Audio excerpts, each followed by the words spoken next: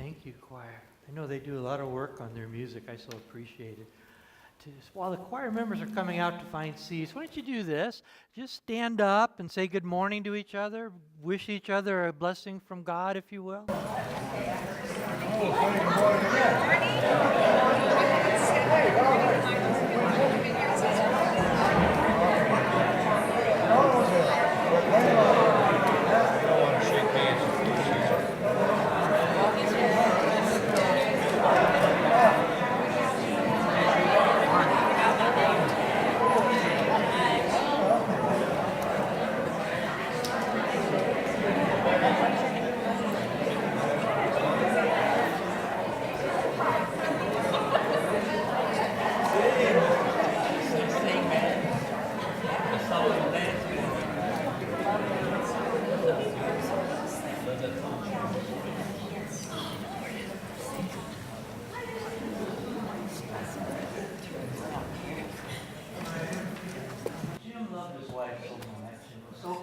About her when he realized that her hearing isn't what it used to be. And so she went to the doctor, their doctor, and talked about it. And the doctor said, well, we need to figure out just how bad it is. Here's a little test that I want you to do. And he explained to Jim what to do. And so when Jim got home, it was close to dinner time, and his wife was in the kitchen fixing dinner with her back to him. And Jim thought, okay, this is when I'll do the test. And so he just got into the house, and he said in a normal voice, honey, what are we having for dinner tonight? Nothing. No response at all. And Jim thought, oh. And he walked a little closer into the kitchen this time. Said, honey, what are we having for dinner tonight? Nothing. Nothing.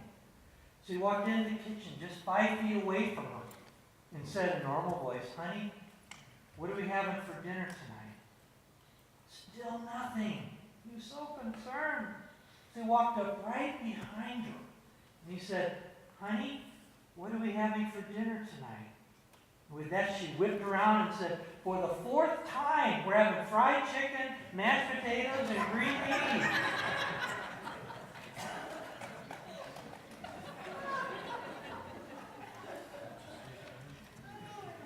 At the first service, there was quite a bit of delayed laughter as people realized, oh, he's talking about me, isn't he? But listening. Sometimes we don't always do a good job about listening, do we? Being able to hear what people are saying to us, especially being able to hear what God might be trying to say to us.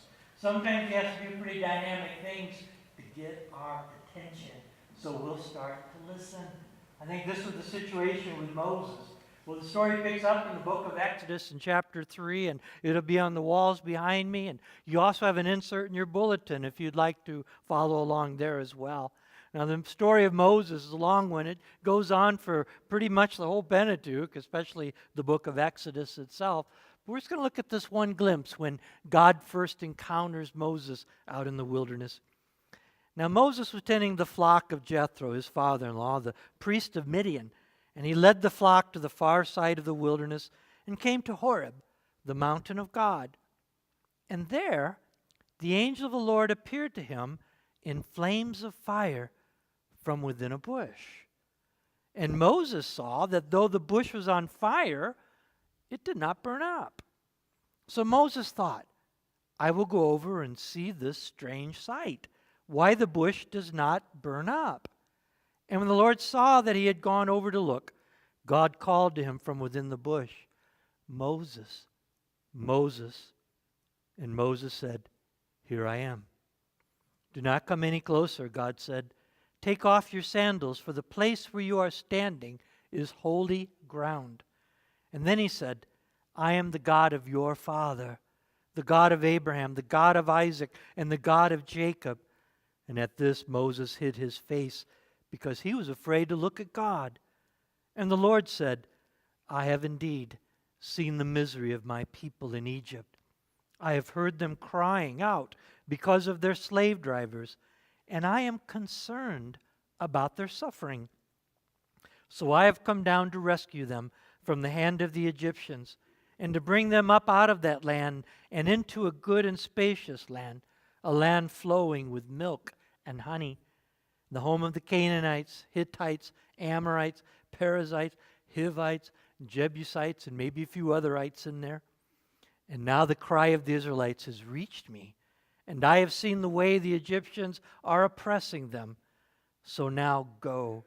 I am sending you to Pharaoh to bring my people, the Israelites, out of Egypt. And may God add power to the reading of this word, that it becomes alive to us. And perhaps we might even find ourselves in the story there in the wilderness of Midian alongside Moses, understanding a little more of God's call upon our lives. And Moses is an interesting character. He grew up in Egypt. Egypt at that time was the most powerful nation in the world. Very promising career ahead of him. And things didn't work out just as you might expect. It seems he came upon a couple Israelites arguing. An Egyptian guard got involved. Moses got involved. One thing after another. And Moses ended up killing the Egyptian guard. Fearing for his life, he ran away. Ran off into the wilderness of Midian, and there he is. And after 40 years, I think that's somewhere around 14,000 days, isn't it? There in the wilderness, he's become a different kind of a man. A very different kind of a life. A simple lifestyle. Out shepherding sheep, of all things, that a prince in Egypt might find himself eventually doing. He's now about 80 years old. And he's out in the wilderness, and he comes upon this strange sight. A bush is on fire, and yet it's not being consumed. Now, for a man, that is irresistible to figure out. If we could, we would walk up to the bush and take it apart and try to reassemble it and see how it does this thing. Well, he got Moses' attention. It's God's greeting card, if you will. It's a way that God uses to get Moses' attention. And Moses comes and tries to figure this thing out. And he approaches. And when he approaches, a voice comes out of this bush. And we find out that this voice is none other than God himself. God, the God of your father, the God of Abraham, the God of Jacob, the God of Isaac, the God that is firmly implanted in history itself, the God of reality, the God that has been working with your whole lineage for a while now. This is the God that is speaking to Moses. And God cautions him, don't come any closer. The ground you're on right now is holy ground. Not that there's a certain piece of real estate on Mount Horeb, but wherever God's presence is, that is holy ground. And then God gives words to Moses that are often misunderstood, and I've heard some of the wildest interpretations about what happens next. God says, Moses, take off your shoes because you're on holy ground. My goodness, things that people have come up with from all that. I think the most profound thing I found was Nahum Sarna, great Old Testament scholar in Jewish history. And he said that in the book of Exodus, there's all of these explanations of how a priest in the temple is supposed to dress. In the book of Deuteronomy, you have all these explanations. In the Mishnah, in the massive Talmud, all of these descriptions of how priests are supposed to dress, the tassels on their robes, and how everything is supposed to set up. And out of all of these pages and chapters and endless volumes of books, Sarna points out, there's not one word mentioned about what kind of shoes you wear. No mention about sandals. Because in the Old Testament times, the way the priests would come into worship in the temple and in the tabernacle was barefoot. Because that was the sign of reverence. That was the sign of respect. That was how you recognized holy ground here. You took your shoes off and you came in to reverence the holiness of this place. Now, in the history of the church, churches have divided over so many things, over so many minuscule points. Christians have gone their separate ways. But I've never found anywhere in history where they divided themselves over this one. Should we take our shoes off when we come into worship, or should we not? Fortunately, that's never been the issue that it could have become.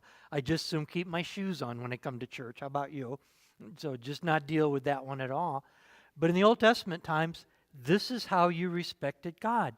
This is how you showed your reverence.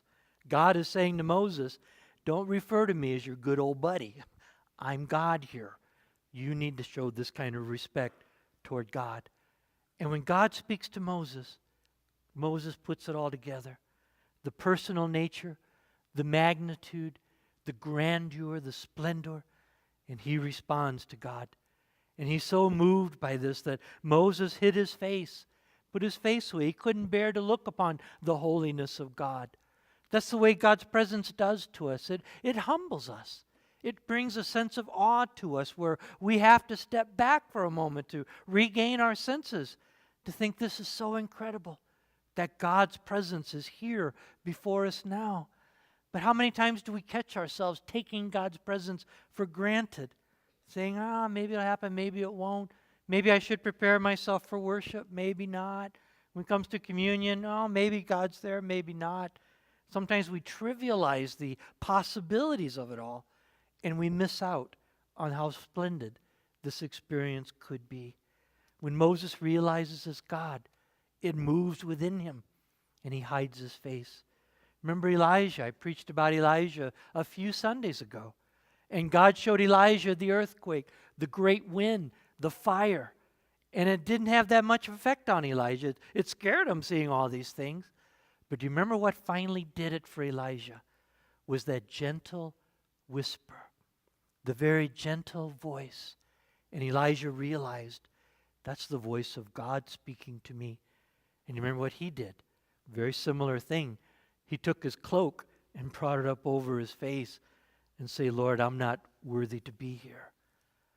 God calls people, and how they respond to that invitation is so significant.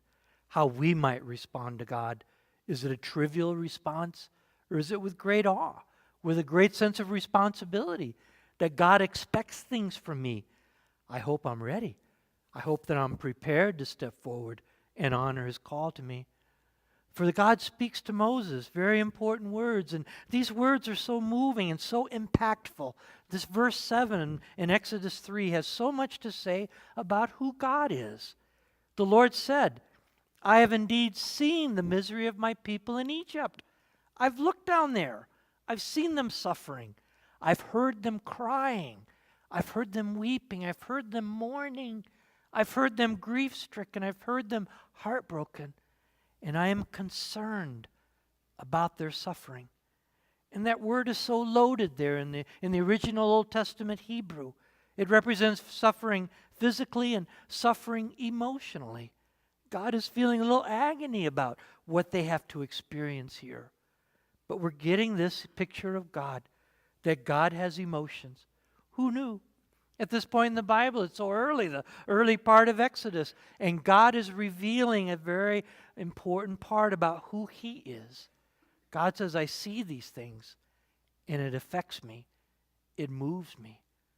I've talked to many people that have had various experiences of God, and myself as well. Sometimes people want to cry out in anger and just shake their fist at heaven. God, how could you let this happen? Some people would just want to cry out, say, God, if you really love me, where are you in this situation? And they fail to take into consideration God's not out there. God's not outside the house. God's not anywhere else. God is right there beside them. And such misfortune comes into our life that breaks our heart, causes us to weep, causes grief, whatever this pain may be. We must realize that God is there next to us with a broken heart. God is there next to us with weeping. God is there next to us sharing that pain that we must bear in this. God has feelings. God has emotions. God cares about us. How does that make you feel? We don't pray to a God that is sterile somewhere on the other side of planet Pluto, but a God that is close by, that comforts us with his own empathy to understand this pain that we experience in our life. God is a personal God. That's something very unique in the history and the study of various world religions, that God feels for us. That's a unique point about understanding God. When I was doing my postgraduate work at St. Louis, I came upon an author there. I was studying under Dr. Doug Meeks, and he was kind of the American representative of this incredible theologian from Germany, Jürgen Moltmann. I don't recommend his books. They will give you a headache, really. you've got to spend a lot of time getting it all put together, some of the profound things that Jürgen Moltmann wrote. And I'll confess to you that in my heart of hearts, I am a Moltmannian. So in case you were wondering, I knew it, I just knew he was. But I appreciate so much his theology of Jürgen Moltmann, a very unique approach he brings to the study of the Bible and the study of God. Moltmann was a man born back in the 30s there in Germany. You're thinking World War II's right in there. Moltmann was drafted into the German army in 1945. It's the tail end of the war, but he has to do his service. They send him to Reichswald Forest, and he doesn't want to be there. He's a good man. He's got a very scientific mind and a very academic career and looking for an active career, and he doesn't want to be in the war. There's two things he's concerned about. One, he does not want to shoot anybody. Secondly, he doesn't want anybody to shoot him. So when he got out to the forest, as soon as he saw an Allied soldier, he did what he knew that he had to do, surrendered immediately, became a prisoner of war. And they finally shipped him off to England to spend the rest of the war there. And then for some months after the war, just trying to get everything sorted out. They're looking for Nazi war criminals and such. So he was a prisoner of war for a while. And while he was serving as a prisoner, the American soldiers brought pictures to show to the German troops that totally staggered him, traumatized Moltmann. It was pictures of Auschwitz, Birkenwald, all these other death camps. And Moltmann writes about this experience, and he talks about this experience. He's still alive, still doing active professorship in Germany. And he said it so traumatized him. His own country could do this, that they could kill over millions and millions of people just because they disagreed with the policies that the Fuhrer was trying to install. And it so moved him. It so changed him. An American chaplain came upon Jürgen and gave him a New Testament. And Jürgen just literally devoured the New Testament, trying to understand what could have happened, how could such evil exist in this world, and began to understand about Jesus, to understand about God. And he gave his life to God through all that experience. And he took on a grand perspective of how God is working in this world. How can there be suffering? How can God's people endure suffering? And how do we find our way forward? How do we find our way through such trauma as the evil that exists in this world? And Moltmann came to understand that the whole question hinges on this one point. It's hope.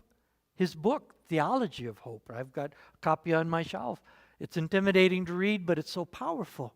Hope is what makes all the difference. That we endure the pain, we endure the suffering for only a little while because we know there's something better. It's that hope, the hope of resurrection.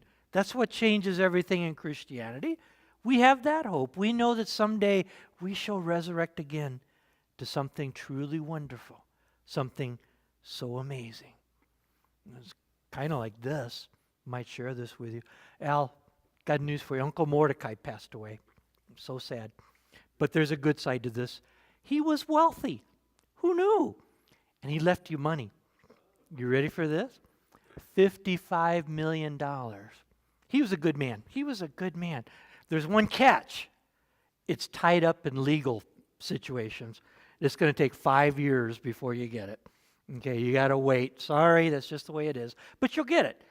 But you got to wait for it. Okay? How will that change your life today? You'll go home and say, oh, life is terrible. I just hate my life. Something will go wrong. And say, oh, I just knew it was going to go wrong. Or would it have a different effect? Something would break down, the car breaks down and says, oh, that's too bad, but you know, in 5 years, I'm going to buy me one of them new hybrid Lincoln Town Car, Cadillac, Lexus, and all these other luxuries I can get into this, whatever I can dream of. Something else may go bad, but you can say, you know, in just a few more years, though, I'm going to have something far better than any of that. And for the rest of your life, you'll be thinking, it's okay. I've got something far greater that's coming to me. I just got to be patient. That's hope, holding on to the hope. We have bad things that come into our lives. It's going to happen. Life is hard in this world, but we have hope. We know that in just a little while, everything will change. We lose loved ones in this world. But we know in a little while we shall be reunited to them by the power of the resurrection that Jesus Christ has won for us. We may lose things in this world, but it's okay, because eventually we're going to gain new things that are better things, that are more meaningful things. We win by our hope, holding on. In the book of Hebrews, the writer wrote about Moses. He wrote about Abraham. He wrote about all these great champions of faith and how they were able to prevail through all of their adversity because their faith held them together. The writer wrote it this way in Hebrews chapter 11. All these people were still living by faith when they died. They did not receive yet the things promised. They only saw them, and they welcomed them from a distance, admitting that they were foreigners and strangers on earth. Isn't that a peculiar way to describe them? They were strangers on this earth. They were foreigners here. They knew they were here for just a little while. People who say such things show that they are looking for a country of their own. If they had been thinking of the country they'd left, they would have had opportunity to return. Instead, they were looking for a better country, a heavenly one. And therefore, God is not ashamed to be called their God, for He has prepared a city for them, for those that love the Lord. That's the hope we have, the hope that God has given to us. And we're holding on for that better country, that heavenly country that God has reserved for all of His people.